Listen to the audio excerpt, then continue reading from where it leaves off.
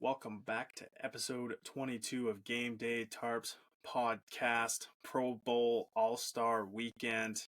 How was your guys' time this weekend, gentlemen? It was pretty good. It was not bad considering watching that horrific, boring, lackluster NHL All-Star game, but we can get into that later on. Yeah, we'll cover some football first, I think. So since we last recorded, we've had the NFL Championship round, which saw the Chiefs beat the Ravens 17-10, and the 49ers beat the Lions 34-31. I do want to say my prediction was correct. Those are the two teams I had beginning of the playoffs.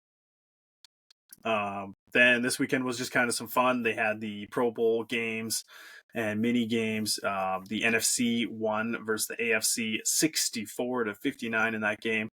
And just from some of the little events I saw, it looked like those guys were having a blast out there. I don't know, man. That league could be going to flag football sooner than later. Those guys were just having a blast out there, and no one's getting injured. I don't know. Over the next 30 years, I could see us totally switch, especially if the Olympics adds flag football. Well, I could see the that. NFL might as well be flag football regardless, just because of all the hitting penalties you can get now, right? Like, you can't touch anybody without a flag being thrown, so it might as well just go to flag football. Exactly. Unfortunately, the only guy, literally everyone else would get paid and like be the same skill level except for linemen, because you have like that 15-second hard count, and then you just have like one snapper and then one rusher on the other team, so you just eliminate all lineman positions, which sucks, but who knows? I swear you look at someone wrong on the field and you're getting a flag. You do. You'll get taunting. You will get a taunting flag. Right? But yeah, no, it's definitely cool to see. I mean, Tyreek was playing, linebacker or whatever, and he was breaking up some passes, so they're having fun with it. Yeah, I saw like they were doing a cart push thing with like Jason Kelsey on it, and he was just going crazy on top of it, and like they were just having fun. There was like a long snapper drill. Yeah, I seen one where they had to like hut the ball through the holes, and Jason Kelsey was only trying to hit the 5-point hole, and I think he hit it like once. Yeah. Yeah. Yeah, just it looked like they had a blast. So that was good to see. But that does set up this week Chiefs versus 49ers. Gentlemen, it's going to be epic. This is going to be a good game. The Chiefs are rolling like they do every year in the playoffs, and the 49ers are looking unstoppable. Where's Pittsburgh, bud? Where's Pittsburgh, buddy? Buddy, they're where they deserve. They're where they deserve. Keep yawning. What time is it? They are where they right deserve. Now? What time is it in Detroit right now, too? Bedtime? Yeah, because they got put to sleep, bud. Buddy, the NFL wanted this matchup, okay? Rematch. They wanted this rematch. What do you mean? It was red and purple. Okay, the logo conspiracy is put to bed, too. Yeah, red versus red. But this is the Super Bowl the NFL wanted, though. They want the rematch, Purdy versus Mahomes. And then now with all the viewerships they're getting with all the Swifties now, the following of the Kansas City Chiefs, like this is perfect viewership. And what better place to spotlight it in Las Vegas? I've seen tickets be going for $23,000. A suite, $2.5 million. Like that is just ridiculous. It's Vegas, baby. What do you expect? It is Vegas. When F1 was there, man, the hotels that were around that racetrack were ridiculous. Even if you had a room that wasn't even facing the track, you were paying $500-$600 extra just to be in the hotel. Because and guess what? And guess what? Any chance you can get a look at the track from anywhere in Vegas, they'd block you out. Catwalks, bridges, they'd black it out so you can't watch the race if you're not paying to be in there. I know. Scam. And they're doing it again and again. Whatever, however many years they signed for, 3 years or whatever. Actually, just quick side note, what do you guys think about Lewis Hamilton switching teams? Did you guys see that? Ferrari? Yeah. Yeah, I saw that.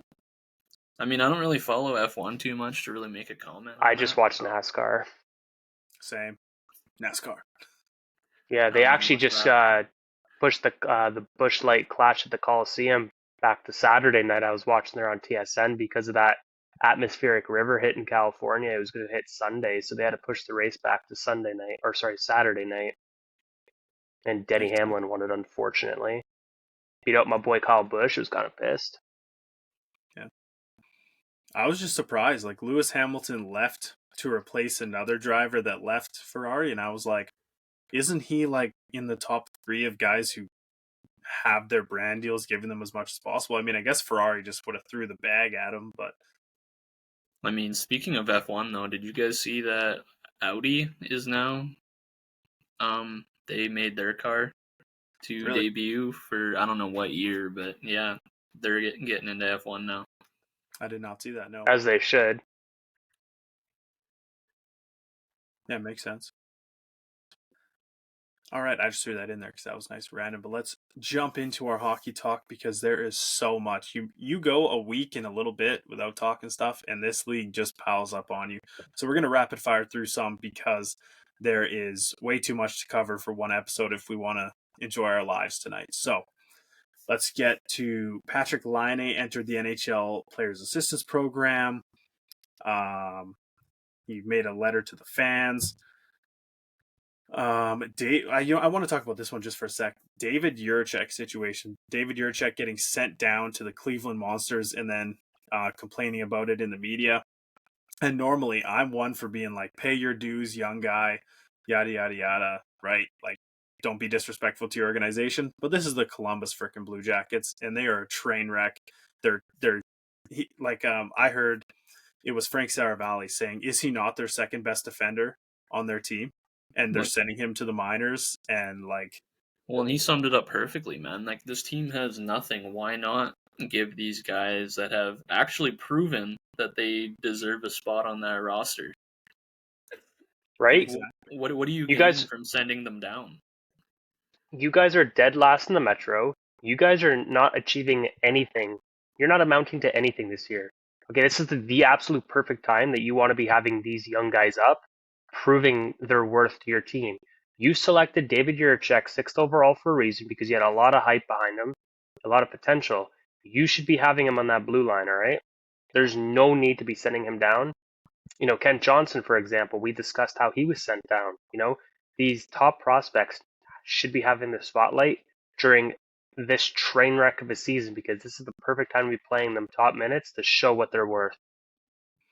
Because your older guys, your veteran guys, ain't getting it done either, boys.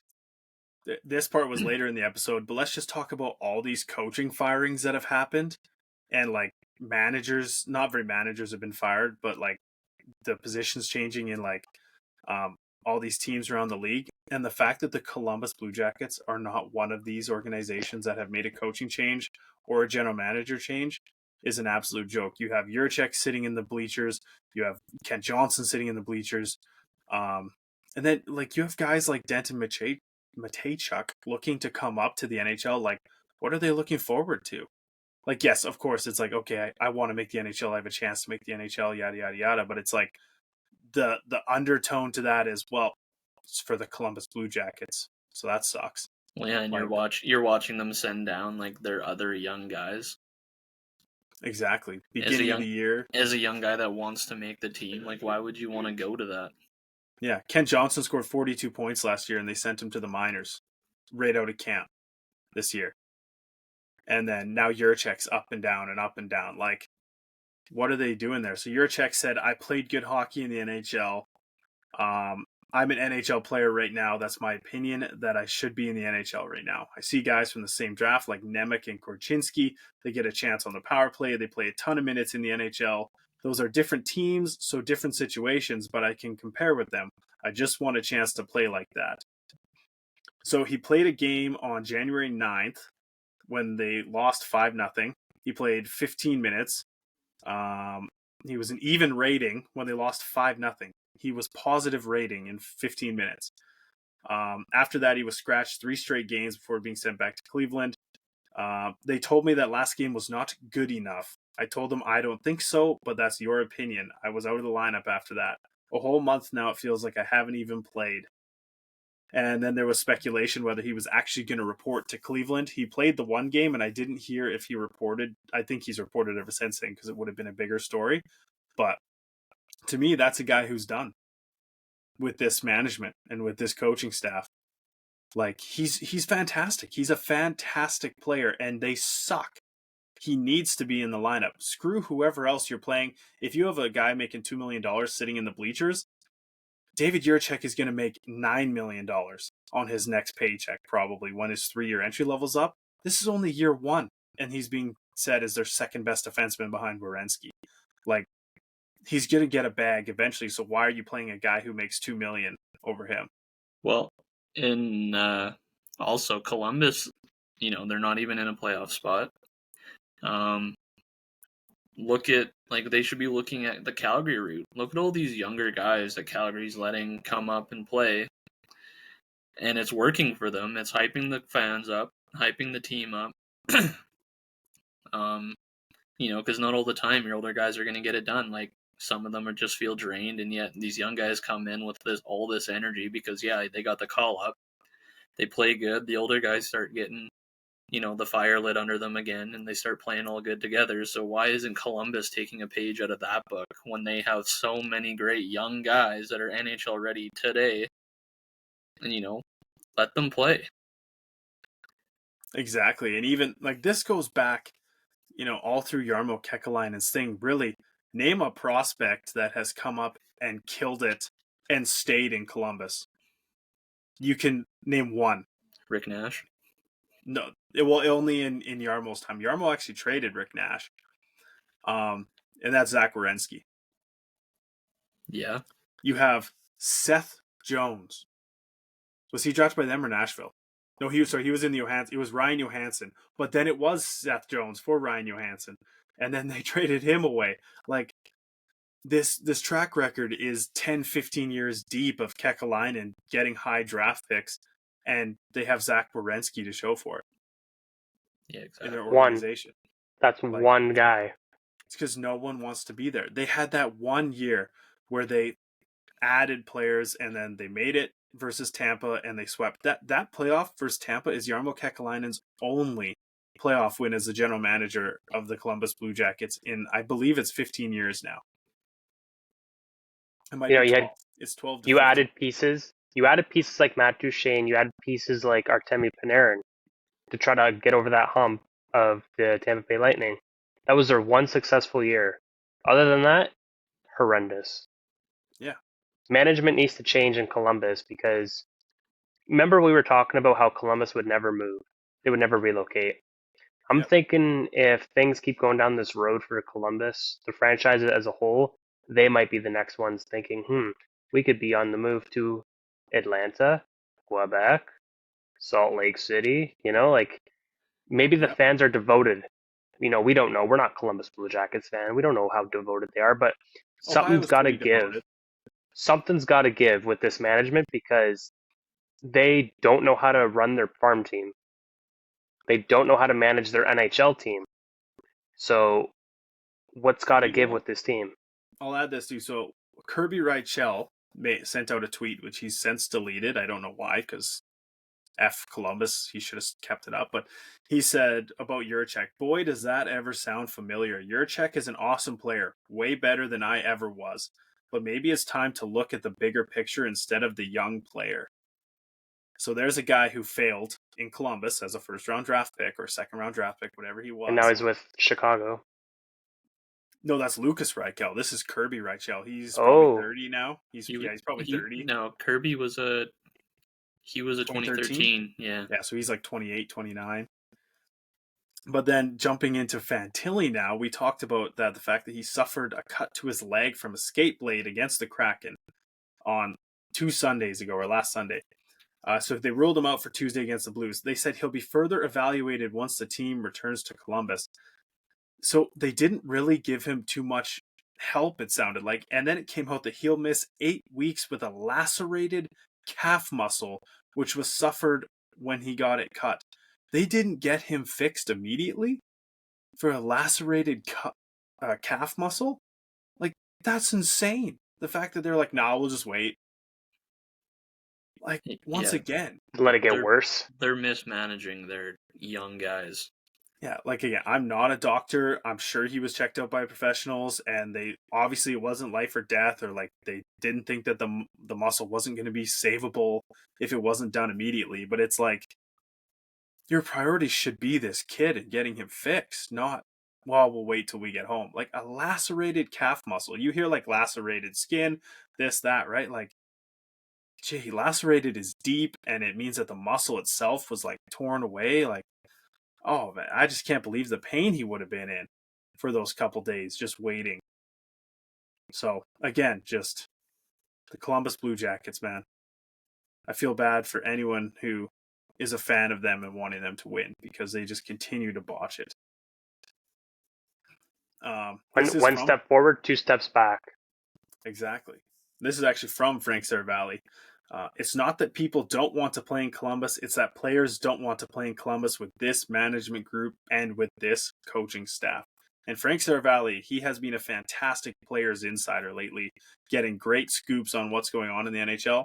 So the fact that he knows that the players don't even want to be there is just such a telltale sign. Like, this place sucks. No one wants to be there. All right. We've got our rant out on those guys. Again, I think every episode now we rant about Columbus because they just do something more stupid every time. We have unfortunate news about Filip Chytil. He was at practice and he just out of nowhere collapsed and he had to be taken off the ice, and it has been announced he will miss the remainder of the season and maybe more. We're not sure. Hopefully this isn't the end of his career because they're just talking potential brain injury.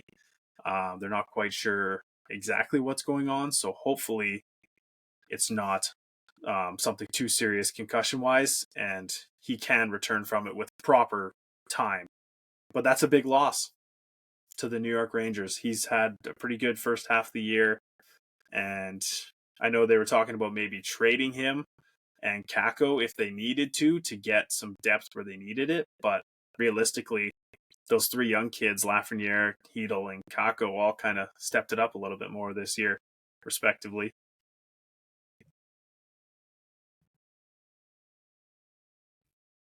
All right, this is just a little fun note here that I found. A family in Canada discovered a case of 16 unopened boxes of 1979 O-Pee-Chee hockey cards.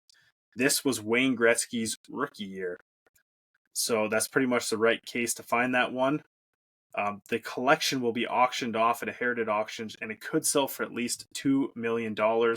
And at the time that I saved that information, I believe it was at $1.5 million at auction. Wow. With no guarantee that the card is in there.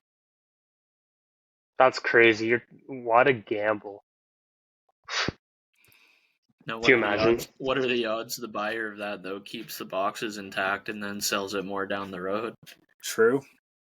Like, imagine if Wayne Gretzky passes away. Though, if it's in there, it's worth 10. Yeah. Right? But at the same, it's a tough call to make because, you don't want to ruin the cards with your grubby fingers, right? But exactly, you almost want to see if it is in there. Take it to a police forensics and be like, we need you guys to dissect this like it's a dead person. Like gloves, masks, no dust, the whole 9 yards. Like each package, carefully open the glue so you can re-glue it. And just make it so that it's perfect. But it would be a big hit if it was in there. And hopefully we get to hear the back end of that story from the buyer if they do open it, and if it is in there, or if it's not, because that would be... Or if there's more than one. Funnier. True, if there's more than one. Okay, we have from the U.S. Hockey, I believe this is a statement. Yes, they have agreed to the legislation requiring the use of neck laceration protection for players in all classifications other than adults for hockey. So neck guards will be permanent across United States hockey in all minor divisions, youth divisions, and like the USHL, college, all that. It'll all be mandatory. Well, maybe not college because they're adult, but at least in the USHL. As it should be, though. Exactly. Of course. But that was like the WHL, right? USHL, WHL, they didn't have their neck guards, so now they all do. Which is good to see, another step forward. All right, from Bar Down, I stole this infographic from them to use. So they just had a quick snippet of where everyone was at for the leaders in different categories. So they have most goals was Austin Matthews with 40. Most assists, tied with Kucherov, is Nathan McKinnon with 53. Most points is Kucherov with 85. Most points for defensemen is 62 for Quinn Hughes. Most wins is Georgiev with 27. And most wins as a team is the Vancouver Canucks with 33. So I thought I'd throw that in there as our little mid-season break catch up on who's leading each stat. So that was kind of a neat thing from Bar Down. And McKinnon passed Cooch tonight, so... Oh, they played tonight. Okay. Look at Yeah, that. Rangers in Colorado. He took the lead again. Yes, sir, he did. Open the scoring. Nice. All right. We have Elliot Friedman on 32 Thoughts, the podcast, which is talking about what you mentioned last podcast, Dakota, which is Arthur Kaliev requesting a trade. So he says the Kaliev thing is interesting. I do think they would move him now. It's been made pretty clear behind the scenes that Kaliev's time to go somewhere else where he can have a bit more of a role has probably come. And then he says, I do think the Kings would do it if they found maybe a depth player with some edge that they could replace him with. I do think LA would do that. So there's what you were talking about last time, Dakota. I don't know if you've heard any more on it, but Kaliev has requested a trade out of the Los Angeles Kings organization. Yeah, I mean, if he can't find his footing with LA, change of scenery might not be a bad thing for him. So it'd be interesting to see what if they don't deal him before the deadline, see what they do at the deadline. And I think it's going to be a big year for the deadline this year, honestly. Oh, it's going to be huge. I think it's actually going to explode this year. Like, there's just going to be so much movement. With how many teams are still, like, right there in the playoff bubble, it's going to be hectic to buy. Yeah, I can see the West going all out this year into the trade market. Yeah, same. I wanted to throw this up there as a little bit of a flex. It was a infographic by Sport Logic, and it slots past completions this season in 42. Active streak or 2 or more slot pass completions in a game. How many games in a row a player has done that? Kucherov leads the league with 42 games in a row where he has 2 or more slot passes, and that ranks him first. And in second place, all the way down at 17 games in a row, is Connor McDavid. So Kucherov has almost a 30-game spread on second place. So I just saw that as a Lightning fan. I was like, yeah, I gotta flex the stat out there a little bit. It's not bad. Because after McDavid is Boldy with 7, Draisaitl with 5, and Tavares with 5. So, like, he's 40 ahead of those other guys almost, which is crazy. How many, like, that is just ridiculous. How many times he's getting the puck to the slot in games, which is mostly to point on the power play in the bumper spot, but still, it's a wild stat. Okay, I guess we're on to the first big news of this week, which is more continuation on the 2018 World Juniors sexual assault case. We have statements from the lawyers of all 5 of the players. We also have a statement from the Calgary Flames noting that when Dylan Dube did request to leave on mental leave, that they had no prior knowledge to this. But I want to throw this. I kind of want to throw the ball back in our court here to debate this real quick, because Gary Bettman said since that July 2022 original noting of this from the alleged victim, that the NHL has done their own investigation, which you would think maybe they would have included these teams in. They did say it was their own private and independent investigation, separate from any other. But the Flames noted that they had no knowledge of why Dube would have been taking a leave of absence. And I just don't know if that's true based on what Gary Bettman said about the NHL's individual. You would think that they didn't leave their team out to dry, basically, if they would have said, like, hey, we found evidence on your player, but we just don't know yet. Like, we'll see what happens. Or they just left them completely in the dark, and they really had no idea. Here's my thing, too. a lot of this stuff has blown up on social media. You're telling me that nobody in your organization has a cell phone, a computer, a kid that has mentioned this to them, saying, "Hey, maybe one of your players is in this scandal." Yep. There's no, to me, my personal feeling is there's no way you didn't at least hear about this once since the time you drafted Dubé, unfortunately, but or any of those players for that matter. Well, I also second that, and I'm going to add to that too, is because Alex Fermenton, the comment on his situation as to why an NHL team has not signed him the last couple of years, because it was speculated he was involved with that sort of thing. So you'd think other members of that team would have been kind of on the radar of saying, I wonder if our guy was a part of that. You think. Yeah. So, yeah, they definitely, I'm sure they knew. There's no way they did not know or had some speculation. I agree. They're just trying to save their ass. I mean, I agree they're probably trying to save their ass, but could you imagine how much fire they'd come under if they said, unfortunately we did know about this.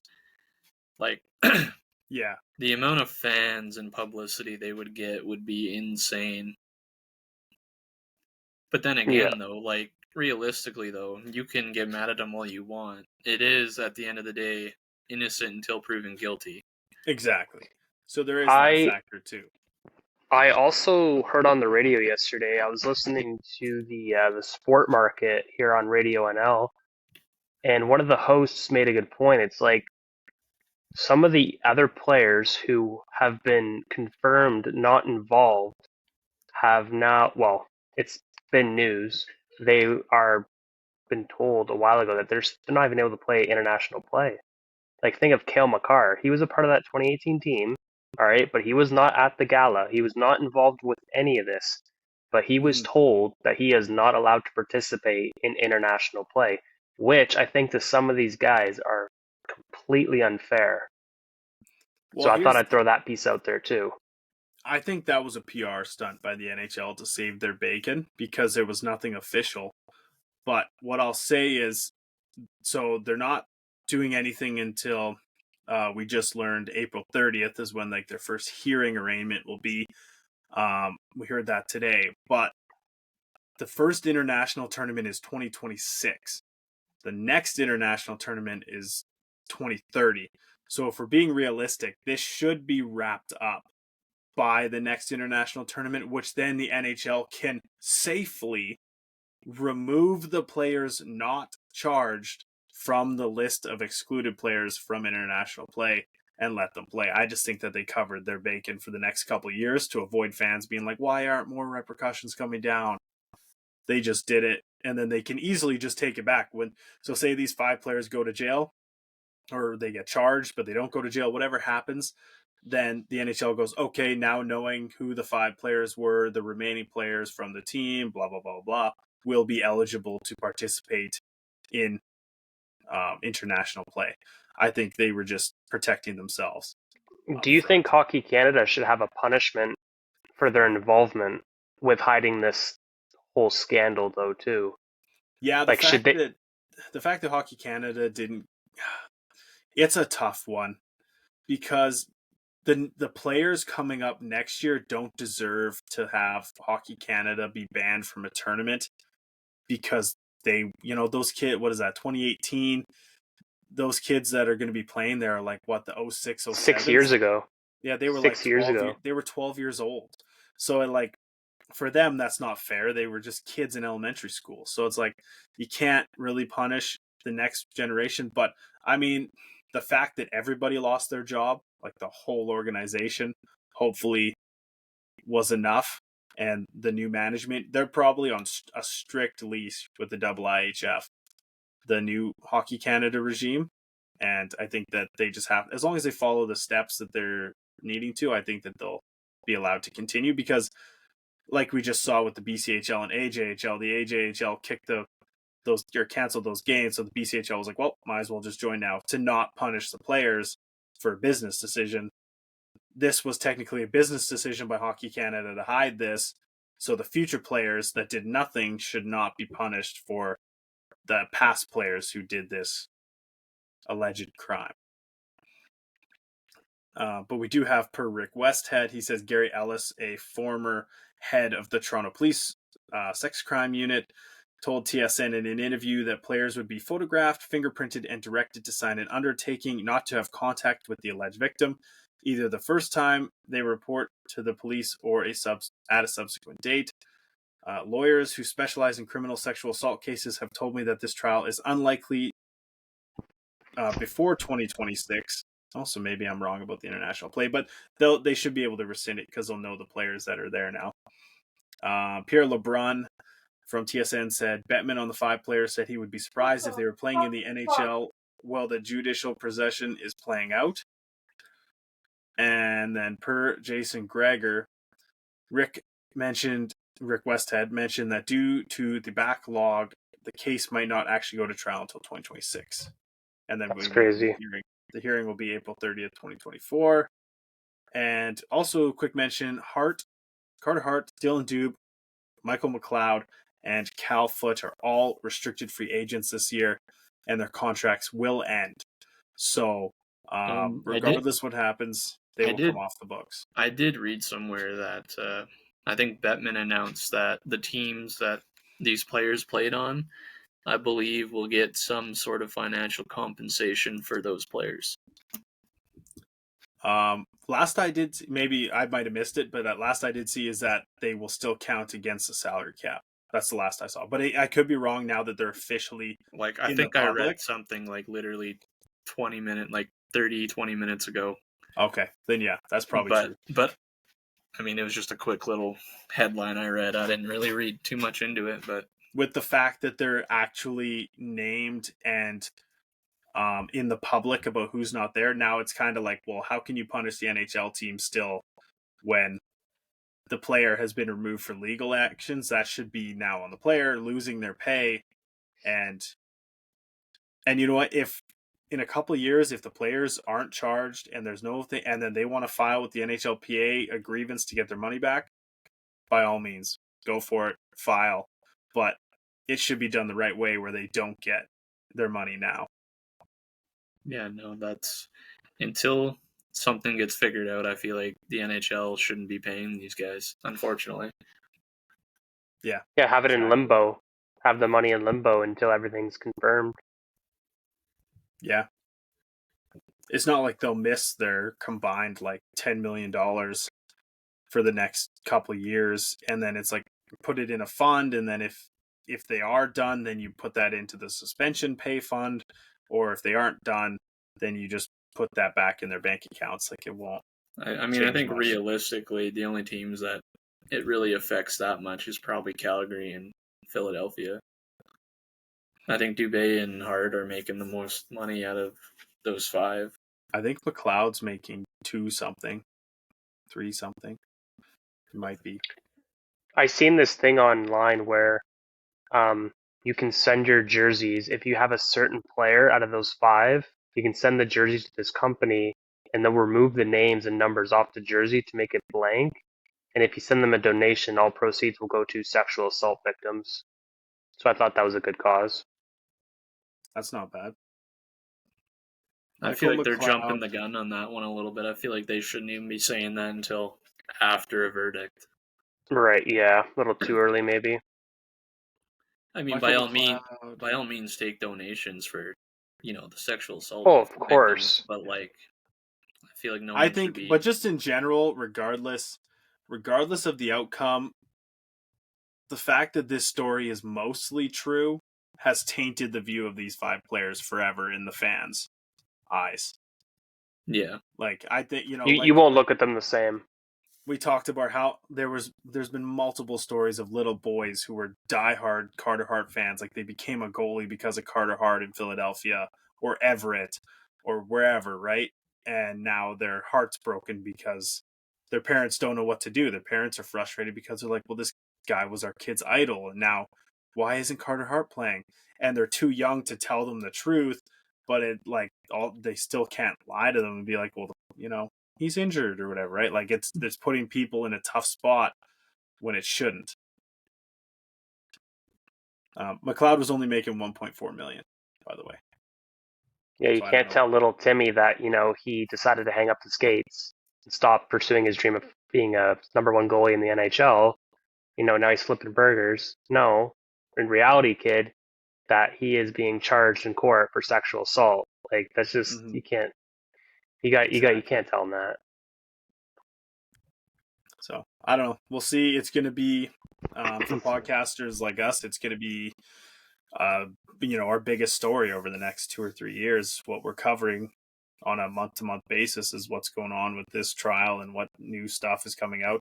And I don't know how this happened actually, but the alleged woman, they gave her initials, but her name is to stay completely out of all news and headlines and everything as a part of this deal. So, I guess it does make sense because you have some people who are kind of just psychotic out there in the world, and they believe that these guys are innocent and they would like do harm to this girl just because they're not 100%. She'd be getting threats. Exactly, because there's going to be the people that are going to go to her and be like, "No, you're making all this up. You're ruining careers for what?" Like, no one should be done yet. Yeah, and we got a lot of comments on the post we made online. It's like people are saying boys will be boys, and it's just stupid comments like that were being made, and people were just going back and forth with each other. Yeah, try using that one in court. Yeah, exactly. And you know who it's going to be too? It's going to be the same idiots that went after this year's Team Canada team for losing. Yeah, remember? Yeah, they were making threats. The 18-year-olds, like just ridiculous. It'll be those same idiots who just live and die on what 18-year-olds do on Hockey Canada's World Junior Championship roster. Like, absolute the lowest of lows out there. Keyboard warriors, like couch potatoes. Yep. All right, let's jump into some exciting news because that's not the only thing that Gary Bettman discussed at the NHL All-Star Weekend. He also threw some bombshells out there about expansion. So this is from Kevin Weeks, major potential NHL expansion update. Exciting news from Georgia. Forsyth County is about to greenlight the arena project, a significant step forward to a potential pro hockey team. And Gary Bettman mentioned this is per NHL Watcher on X or Twitter, whatever you want to call it. Bettman mentions they've talked to people in Cincinnati about an expansion team, along with Houston, Texas, Atlanta, Georgia, Kansas City, Missouri, and obviously Salt Lake City. So this is something where Cincinnati was never heard before. Omaha has expressed interest as well, and Anchorage, Alaska could express interest, but not them. Here, you want to hear what? Did I put that down? So Bettman, I don't know. Did you hear that Bettman was asked about it? Yep. And he threw a lot of shade. He's like, "Well, they haven't really expressed interest." Well, yeah, that makes sense. How is that throwing shade? If they haven't expressed interest, then that's Quebec's fault. He should know of all people that everybody out there, especially a lot of people in Quebec, have been wanting the Nordiques back. Maybe not just the Nordiques, but a NHL franchise. That's the people, Dallas. Who's going to pay for it, though? There's the people could the investors. The people could want it all they want. They need the money. They need the funding has to be there. The management people need to be there, like on Bettman's ass to get it done. You can't expect the people to get it done. The general public ain't going to get it done. This is Quebec. Right? This is Quebec losing out on an opportunity. So the way he said it is that there's no financial group that has come together with a concrete financial plan showing income, revenue, where they'll play, right? Like all that. There's no structure that's been given to the NHL about potential by a billionaire who could buy the franchise. Here's my thing.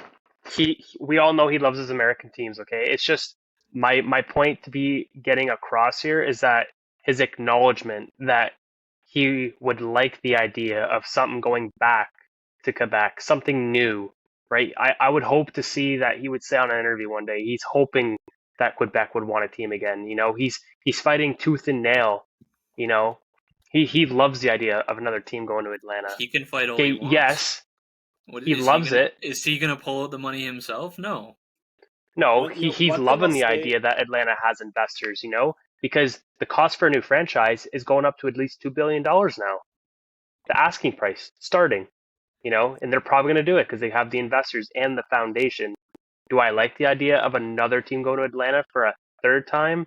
No, like pick somewhere new Yeah, markets. I like but Salt Lake, but Cincinnati. Bettman doesn't have to express anything about Quebec. They have to express it to him. He's already said he wants this league to grow. mm-hmm. Well, Quebec, you got to make it happen then, man. It's a business. Bettman It can only is. do so much. So You if you got Salt Lake, Houston, Atlanta, Kansas, Cincinnati all wanting teams, and they've done way more than Quebec has done to try to get it done, well, then obviously he's going to look at those guys first. Exactly. And one thing you can't say about Bettman is he's not a guy, like, he just tells the truth as is. Like, he does, like, because what if he did say, I hope one day we'll have a team back in Quebec City? You know, the spark that would get in the fans, but a hope that isn't actually, like, realistic if there's no buyer. Like, he's giving hope to a fan base falsely, that, and then all of a sudden they hate him more because like, you lied, Bettman, you said hopefully there will be a team soon, yada yada yada, and it taken all out of context when all he Key said was, I word is hope one day. hopefully. Yeah. And all of a sudden he's under more fire for no reason. So he's better off just saying, nope, Quebec City hasn't said anything to me, than kind of sugarcoating it, I think. But if we're realistic, so we talked about this the other day off camera, it was that would take us to 39 teams in the NHL, and then if you add Quebec City, it would be an even 40. So maybe down the road, in the next 15 years, Quebec City can come back, but it's a ways away. I think you're going to see 5, 6, 8 American teams coming to the league before you see another Canadian team coming to the league. But that also just comes down to Canada. I feel like Canada has a smaller market than the States, Oh, unfortunately. 100%. Mm-hmm. But it's not like Bettman hates Canada. He still comes to Canada events. Like, we seen him at the Heritage Classic between Calgary and Edmonton. Like, he still comes out and supports Canadian teams. So, I mean, if Quebec was serious, Bettman would be serious. But here's another thing. I know Gary Bettman is the first commissioner in NHL history. I 100% know that. Everybody does. But you said it perfectly, Dakota. We do have a small market, and he's definitely going to look towards America first. There's no question with all these different cities. However, back in the 80s, the NHL took chances. They brought the Alberta teams. Edmonton had a population when they first got into the league of 700,000 people in Edmonton, okay? You have a growing metropolis, one of the fastest growing cities in Canada, in Halifax, okay? 700,000 people. Could you, in the next few years, take a chance on a small market team with a high growing population rate? And you could have four provinces of more population come in to that metro city and come watch an NHL franchise play hockey. Sorry, yeah, they have a great. And when was that, Dallas? Next few years. No. When did the NHL take a chance on Edmonton and Alberta or Calgary? When did they do that? Pretty sure that was what, in the 80s, early 80s, or sorry, no, 70s. Well, you have to remember though, the Oilers were already an NHL franchise, or not an NHL franchise. They were a WHA franchise, Western Hockey Association, already an established hockey team. When they added Wayne Gretzky to then add to the NHL when they merged with the WHA. So realistically, it wasn't like starting from scratch for the Oilers. They were already a team. They had the best future player to ever play the game of hockey as a hype train to help get them there. To me, that was an easy merger. And then for Calgary, it was like the first iteration of Atlanta, which failed. And then they saw the success in Edmonton, so they gave it to Calgary. Whereas Halifax has a few things missing, like a major airport. Like, yes, I'm sure they have a big airport because they have 700,000 people. Stansfield's pretty big. We're talking about like a major airport, like where they're, they like to have a large airport. You need to have like place for private jets to park constantly. right? Like there's a lot of logistics that go into it just outside of getting players in arenas. Well, I know that's a pipeline dream, but just to get my point across, like we have small market cities, but to take a chance it could theoretically happen. You could Quebec, take a chance. Yeah, you can take a chance, but you got to see how it's going to affect you financially. Are you going to have the viewership? Are you going to have the fans? Like, look at Edmonton right now. Like, or not Edmonton, Winnipeg. We talked about this a couple episodes ago. Their fans aren't even showing up anymore. Mm-hmm. So they just started to again now that they're winning. Yeah, but the exactly. beginning of the year was terrible. So you don't even know if you're going to have a big enough fan base. You don't even know if this team's going to make you money. You don't know if anyone's going to tune in on TV. Like, and I feel like another thing that helps Edmonton and Calgary is you got the whole Battle of Alberta scene. That cross-province rivalry is obvious. Like, that bumps their numbers high. So if you got Quebec, I mean, yeah, they're going to have, the French rivalry there, but which, it might make them money, but again, it's got to come down to Quebec. Or you could even say Victoria, British Columbia, our capital here. Victoria Cougars, bring them back from the 20s. But at the same time, though, you're too close to Vancouver.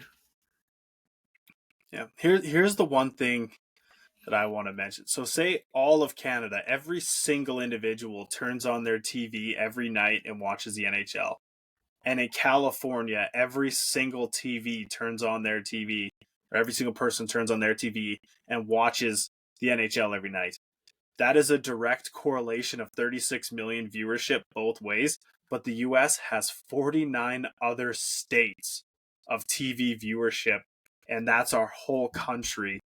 So you just got to look at it like, of course the US makes more sense. Like it's 330 million people. It's where the money's at.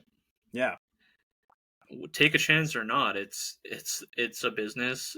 If you're a business owner, Dallas, you're gonna look at what's gonna make you the most money.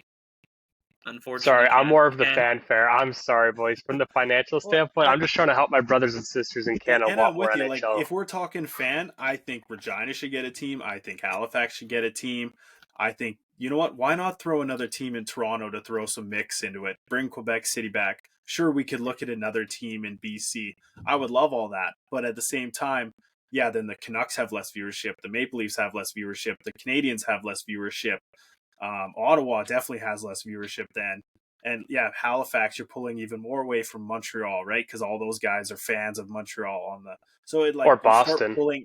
You start pulling views away from the teams in Canada that get views as is, and then all of a sudden the Canadian markets look even worse than they did when at least their viewership was dominating the US. Now all of a sudden they're like either equal to or subpar. Like if Ottawa stays bad, Ottawa doesn't get watched on TV. They get dropped on primetime games. So it starts to affect the markets in a bigger way than just wanting them to show up. And I like this conversation we're having here, boys, because I'm putting myself in the shoes of a lot of fans who are constantly asking, why can't we get another team here in Canada, like the Quebec Nordiques? And this is perfect. So you're basically putting it out there, like this is the reasons why. And I thought those were very good, informative talking points, like reality check. And you know what, though? You got to look at it. Look at the WHL, the OHL, the QMJHL. You almost take away that aspect when you add those cities into the NHL market now. Yeah. Like, yeah, it might work for the Oil Kings or the Calgary Hitmen, but that's because they're bigger cities, right? So if you go to, anywhere in Ontario, right? Toronto's the big Ontario team, but I don't think anywhere else in Ontario is going to have as big of a market as the Leafs have. And if you did bring in another team, you almost might as well get rid of like an OHL team. You know what I mean? Well, let's do two comparisons directly. Let's do Victoria and Halifax. You have to automatically lose the Royals and the Mooseheads. Exactly. Because you can't sustain those teams with it's same here. Like if all of a sudden they were like the Kamloops, city of Kamloops is getting an NHL franchise, you have to lose the Blazers and probably the Storm. And you know what? Living here, we have no place to even add an arena big enough, or at least, like, yeah, you could play at the Sandman Center, but the Sandman Center isn't really big enough to It's the have. same size as what Arizona plays in today. Exactly, The and like, Coyotes. and again, that's not gonna bring in new money. Like, yeah, it might be fine for the city of Kamloops as fans, but it doesn't really do anything for the NHL as a whole. I'm going to add to that comment too, boys, because it's been a recurring theme in Ontario with hockey too. Is that, like, you know, you got your NHL markets, but then you, Dakota, you also brought up the OHL. Like, in recent time now, and even like last week, it's been confirmed. Like, another OHL team has been, you know, talked about relocating, and I think their viewership market is also a little bit wonky because the Mississauga Steelheads now have the worst attendance record out of all of the OHL teams. Owen Sound is a town of, I think, like maybe 30,000 people, and yet they have a better attendance record than, you know, one of Ontario's largest cities in Mississauga. So it's like, it's hard to maybe determine where your viewership is coming from, but I don't know. They couldn't Yeah. probably handle another NHL team in Ontario. And part of that is just where you live too. You know, Yeah. depending on like what are the jobs in that city? What are the hours of that jobs? Is it convenient timing that, you know, that the games are at 5? Like, you know, if you're in a town that does shift work, if it's any kind of factory work, mine work, anything like that, that are 12-hour shifts, you're going like 5 a.m. to 5 p.m. You're just getting home when the games are starting, right? Like it depends with those smaller market cities what the dynamic is like, which is why they move around so much, and why, yeah, a team that only has 30,000 people, they get 1/6 of their population out, because it's like, well, it's fairly easy, and that's something. And is there much else to do in the area too? If there's other things to do, people will do that instead of go to watch a team that doesn't win anyways. They will go do bowling, or they'll go to a movie if there's, right, like, say, you know, Marvel's releasing a whole nother string of movies. Of course people are going to be at the movie theater watching that. Like, you have to pick where you spend your $20 to $50 nowadays because it's tight. And if a team sucks, people don't go. Well, you know what? I almost, you know, like in not recent years, but like a little bit younger, like probably back in like the 2010s time in the Blazers, there's times where, you know, you walk into that arena and it's dead.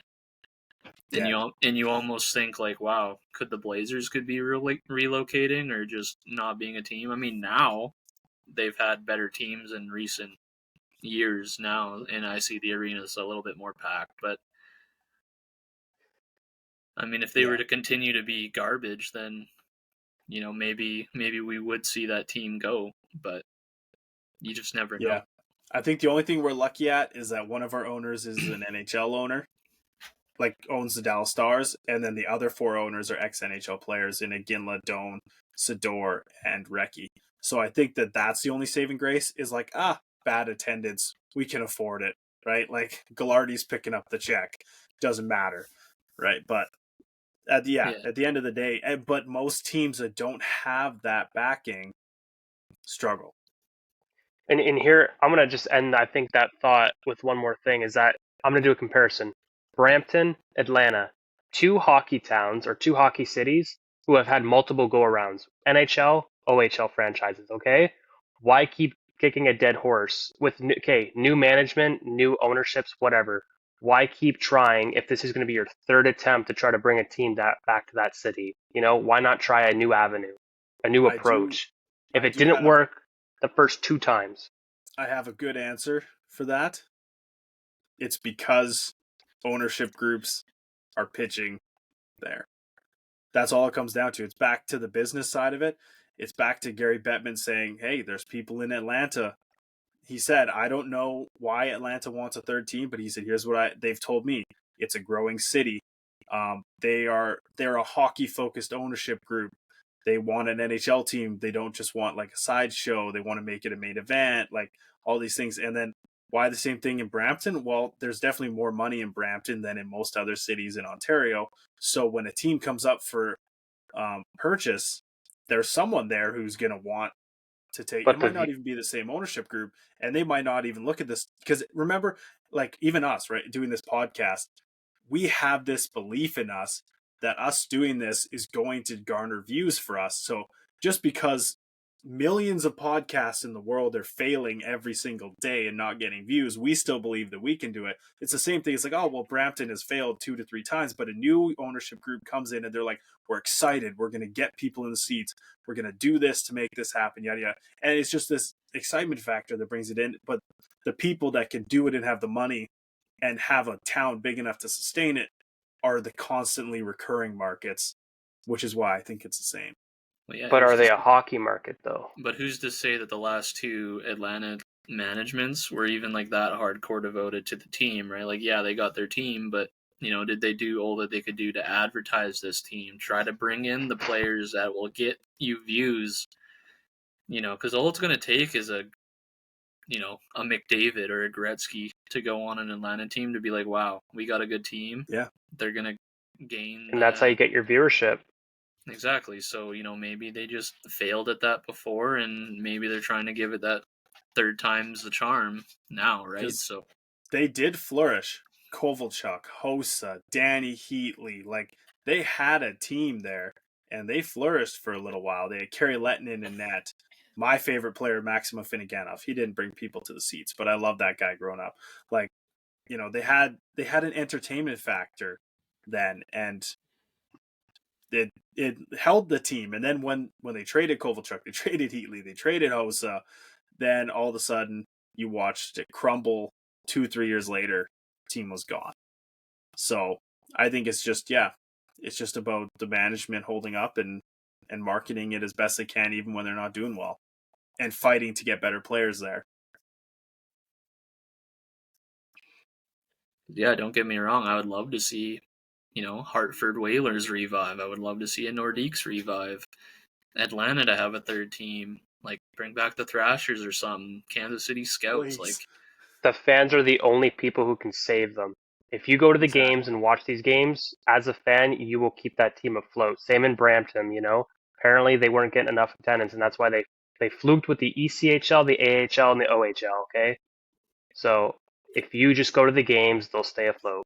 And it's not even just fans from, that part of the world. I mean, Riley, you're a Tampa fan, but yet you live in Canada. Exactly. Like, in Vegas, half of Vegas's games, I swear, are probably all people on vacation in Vegas there to watch either Vegas or the team that Vegas is playing, So yeah, when I was there, man, they're like an attraction. They played Detroit. Man, the Detroit fans that came out of the arena and flooded the Vegas Strip after were in the thousands. Yeah. Like, they were there. They were out. They went to Vegas with the NHL game in mind, but Vegas was the attraction, and then the game was a bonus for being there. And they planned it around the Detroit game because they were Detroit fans. Like, that is the pull of Vegas. So you need when you don't have a very large living population that necessarily is hockey fans like Vegas, you need that sideshow attraction of Anaheim has Disneyland, Tampa has Disney World only an hour away. Vegas has all their lure to it, and all these cities have something that attracts to them other than just hockey. And you know what? Like, in the back of my head, I didn't think Vegas was going to be sticking around long, or they were going to be able to fill an arena that much. But I think what helped them out too is they came out the gates as a playoff team immediately and have continued to stay on that route. And, even if you're there to see your favorite team, whoever they're playing, they're still a fun team to watch regardless. Their intro is incredible.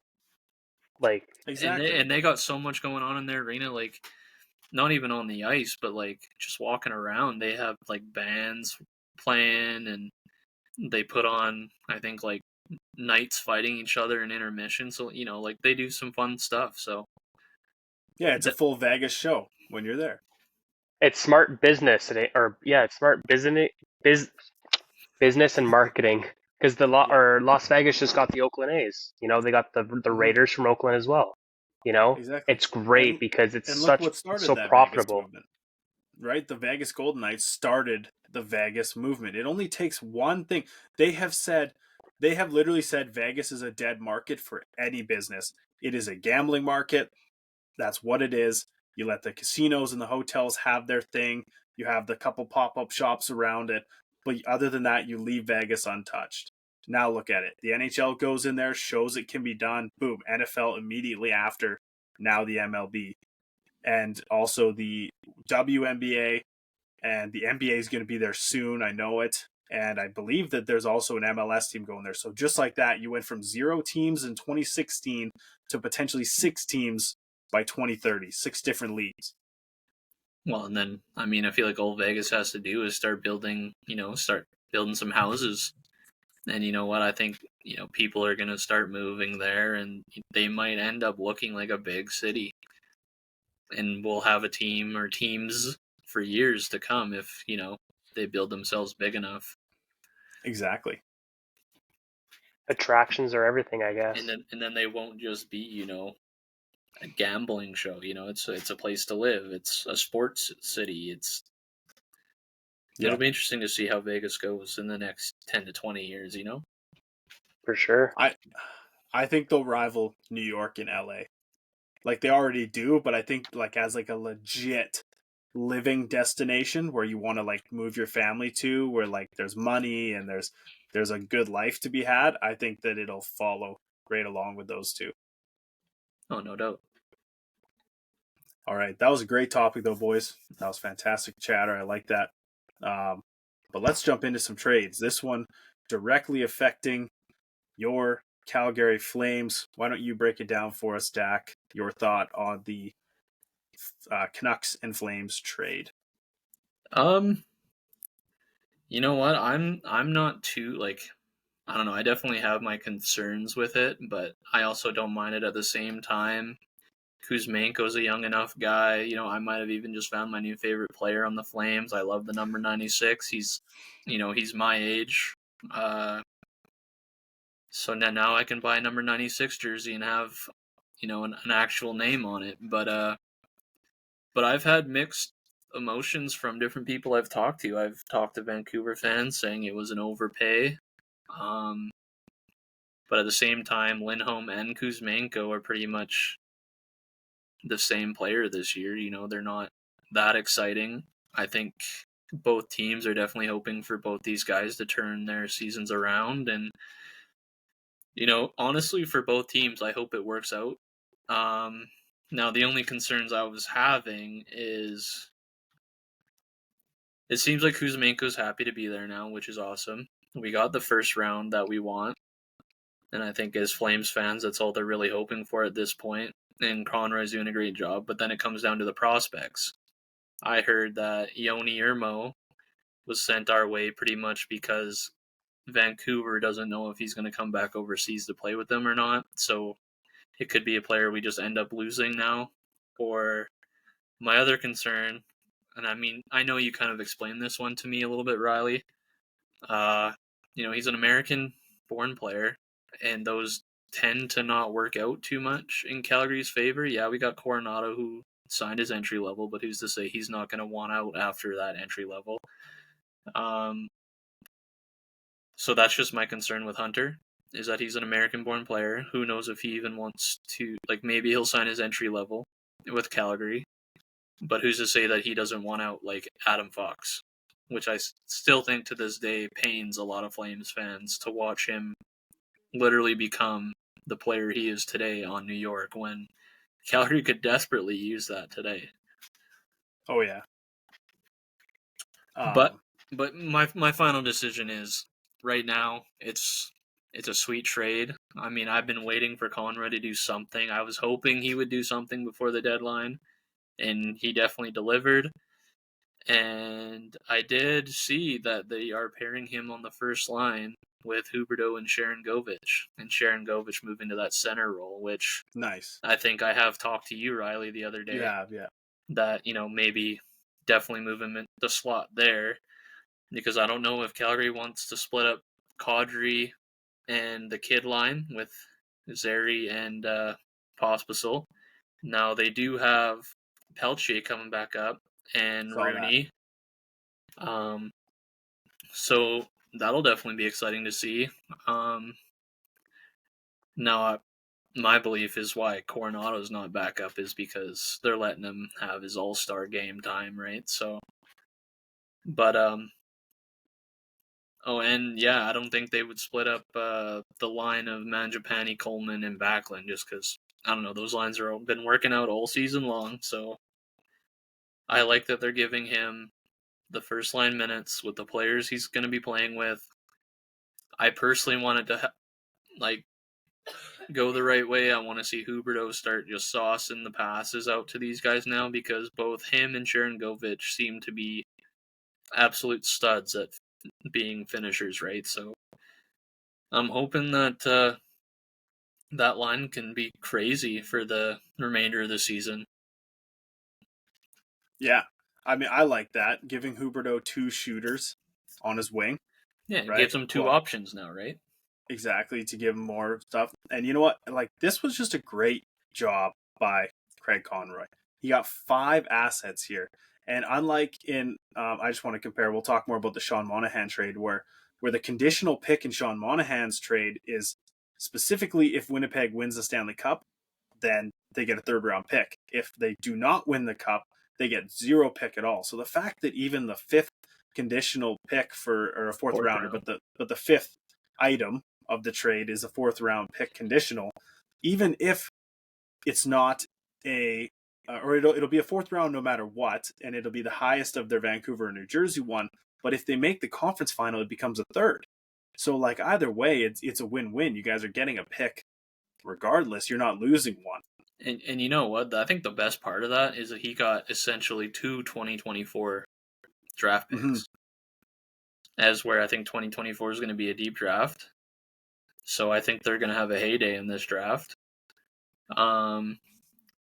And you know what? I seen Frank Saravelli make a comment about Calgary's just like the route they're going. Yep. So for all the people that want the rebuild, it's not a rebuild. This is simply, it's a 2 to 3 year retool. Mm-hmm. So they're just trying to get, younger, but they're trying to stay competitive. Now, I'm happy with, even if it was a rebuild, I'd be happy with a rebuild, retool, whatever. But I'm definitely digging the route he's going with getting these younger guys. So, I mean, not that Kuzmenko's much younger than Lindholm. I think they're only a year apart. So, yeah. Here's my thing though. When was the last time a team ever retooled and then won in the next 10 years? It's always like, look at all the last Stanley Cup champions. It's the Chicagos with Taves and Kane, high draft picks, 1st overalls. It's the Tampas with Stamkos and Hedman, 1st and 2nd overall. It's the LAs with Drew Doughty, 2nd overall, Kopitar 1st round, Brown 1st round, right? Like, it's the teams that went hard rebuild, got these franchise-altering players, and then built around them that won cups. You don't hear many teams that have reset. Even teams like Boston, it was Bergeron in the 1st round, Marchand in the 1st round, that they started to add up. Then you even go back to the Anaheim Ducks. The last time they won the cup, Perry and Getzlaf were rookies. Like, it always seems to be the teams that go full rebuild and then boom, they get their picks and away they go. So I just don't know about a retool, but you guys kind of have to, because you're locked into Huberdeau, you're locked into Kadri, and you're locked into Uyghur for too long to just tank. Yeah, and I mean, who knows? Maybe it comes down to a season where, if these guys turn their careers around, I mean, not so much Uyghur because he's, one of Calgary's best players, but let's say Huberdeau has another 100-point season. Who's to say a team's not going to jump on that and be like, okay, we'll take him, but, you're going to have to eat a chunk of his contract, whether that be 50%, 25% of his contract. At least we would still get a big chunk out of the way if that was the case. But yeah, you're almost, in Calgary's case, you're almost forced to just retool, not rebuild with the contracts they have. So exactly. You're right there. And hopefully, if maybe this guy comes available, Sean Monahan, after his season ends, if Winnipeg doesn't sign him, because he was traded from Montreal to Winnipeg for a 1st round pick and that conditional 3rd round pick I was talking about, where the conditions are if the Jets win the Stanley Cup, then Montreal gets a third-round pick. If they do not win the Stanley Cup, then they only get the first-round pick and no other. So just a great depth signing or get depth trade, I think, for Winnipeg. But with him playing in Calgary, I'd love to see him be like a option for Calgary to add in the offseason, which I think that if they didn't sign Backlund, he would have been perfect. Lose Backlund, gain Monahan, it would have been beautiful. Personally, I would love to see Monahan back in a Flames jersey. I'd love to see him retire a Flame one day, but who knows? How do you go back to the team that thought you were so useless that they had to trade a first-round pick with you to get rid of you? That's different management, man. I know, but the ownership said yes, and that hurts. Yeah, the ownership had to approve it. But I feel like Conroy has enough, respect within the league where he could probably be like, you know what, Monahan, we want you. You could be the future captain of this team, because he very well could be. If he was still on the team, you heard Daryl Sutter say that if Monahan was still on this team, he would have been wearing the C. Mm-hmm. Yeah. So at least, Sutter wasn't up for that trade. And Tree Living and unfortunately, you guys traded the first to ditch Monahan because you knew that you needed Goudreau and Tkachuk signed. And then you ended up losing them both and Monahan and a first-round pick. Like, what, just 4 assets gone, all for nothing. Oh yeah, Montreal's laughing right now. Yep. All right, boys, let's speed into the All-Star game here. We had Team Matthews, which was Austin Matthews, Morgan Riley, William Nylander, Mitch Marner, Jake Ottinger, Clayton Keller, Matt Barzal, Igor Shesterkin, Philip Forsberg, Alex DeBrincat, and Vincent Trocheck. They were the winners of the weekend as well. And, their celebrity captain was Justin Bieber. We had, I guess they were calling them Team Nate and Tate, Nathan McKinnon and Tate McRae's team. McKinnon, Makar, Crosby, Georgiev, Kaprizov, Sebastian Aho, Tom Wilson, Jeremy Swayman, Konechny, Elias Lindholm, and Oliver Bjorkstrand. They lost in the first round to Team McDavid, who had Will Arnett as their celebrity guest. McDavid, Draisaitl, Hellebuck, Pasternak, Rasmus Dahlin, Robert Thomas, Sam Reinhart, Sam Bobrovsky, just kidding, Sergei Bobrovsky, Boone Jenner, Nick Suzuki, and Thomas Hertl. If you know that joke, then you know. And then the final team, Team Hughes, with Michael Hublé and Mr. Mushrooms as their mascot celebrity guy. They had Quinn Hughes, Elias Pettersson, Nikita Kucherov, Thatcher Demko, Kyle Connor, Brady Tkachuk, Jesper Bratt, Cam Talbot, Brock Besser, JT Miller, and Frank Vetrano. That's who I thought was going to win this tournament, but they lost to Team Matthews in a shootout in the first round.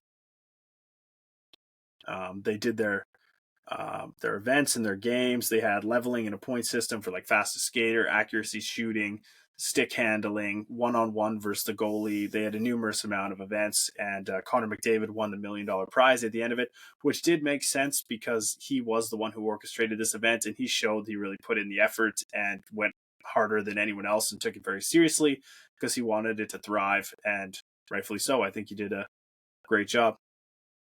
But what were your guys' thoughts on All-Star Weekend, Toronto, Ontario? I think we've said it before, Dallas. The All-Star game is very lackluster now. It's not even fun to watch anymore, as seen by yours truly, Riley, with Kucherov looking like he just didn't have a care in the world. I watched Leon Draisaitl miss almost every one of his shots in the accuracy shooting. 44 seconds it took him. Yeah, so I don't know. It's just I will chime in on Kucherov. And I'll let you finish. So, I thought he started fine, went through the puck cones, then he was going through the slow cones, and then he genuinely lost the puck, and he was actually going normal speed. He was on pace with everyone else, and now we're talking about an NHL All-Star game. You lose the puck. You saw guys who If you fall in the fastest skater, you're done. If you miss like Draisaitl, you're done, right? So he knew he was done as soon as he wasted 10 seconds to go get the puck, had to reset, yada, yada, yada. So he finished the cones, and once he kind of started skating, and he was just kind of not going full out, but he was going decent. But the second he went backwards and they started booing him, I think he just said, like, screw it. He just leaned into it, slowed down to the boos, started feeding into it. And I think he just had fun just getting a rise out of the Toronto fans the whole time. Because if you know Cooch, right, if you've watched him with all of his press conferences after winning the cup, then you know that he's just a guy who has this like villain personality to him. He loves to be outspoken. He loves to just do things that make people frustrated. So I think he was just going for the villain. He was like, you know what, let's have fun with this. I'm not going to win now. And he went for it. And I think that was because he said he had fun after the event. He said he had a blast out there and it was a fun time being there. He didn't chirp the event in any way. He didn't say he was wasting his time. So I think, yeah, he was just giving the fans a little bit of a razz. Because then in the game versus Team Matthews, he immediately rocketed up the ice on a breakaway and scored the first goal of the game versus Team Matthews. So it was like, that's the difference. The game versus skills. But yeah, that's what I mean. Is I think it comes down to what are you going to try harder in the skills competition that seems like nobody cares about anymore. It's just for the kids at this point, or you want to be, playing a game that's, best of the best against the best of the best. Yeah, here's where I had That's what I want to see is the hard thing is you get. So it's definitely that way for the veterans. Like, actually, I will say this. I'm going to contradict this because everyone was so mad at Kucherov. At least he showed up. Like, I love Sidney Crosby. Fantastic athlete, fantastic guy. He didn't even show up to the draft. He was on an outdoor rink in Montana, not even showing up to the first day of the All-Star game. So everyone's giving Kucherov crap for not trying hard when Crosby literally didn't show up the first day. So, like, but that again shows you the older players, I think, is where this problem resonates with the boredness. And right, Crosby's been there like 15 years straight, and Ovechkin so many years straight until this year, right? Like, eventually they don't want to just be skating through cones, doing fastest skaters, shooting at discs, and playing a goofy game for fun.